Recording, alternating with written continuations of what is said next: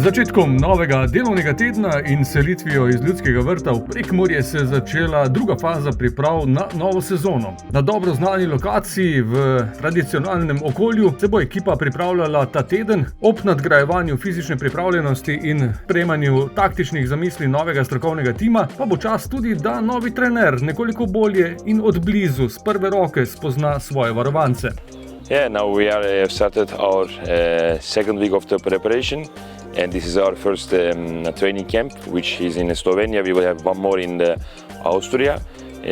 Of course, we are working still to build the basis physically for the pre-season to be ready for the start of the season. And of course, we are also introducing the tactical points that we want to improve as a team. I find this a great opportunity because here we have the top circumstances, very nice hotel, very nice pitches, and we have the possibility to be together, all the team together, which is very important for me to have this feeling with my players and the players between each other and the staff to know us even better personally.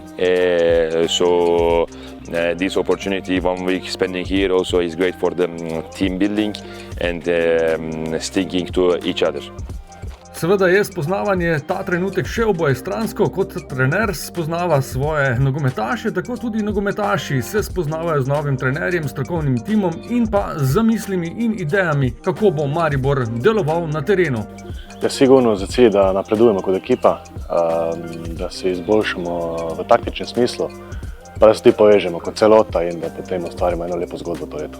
Tradicionalna pripravljalna baza v Prekmurju bo torej dom vijoličnih v naslednjem tednu. Pred odhodom domov nazaj v Ljudski vrt pa sledi še sobotna druga testna tekma, nasprotnik bo makedonski pokalni prvak Vardar.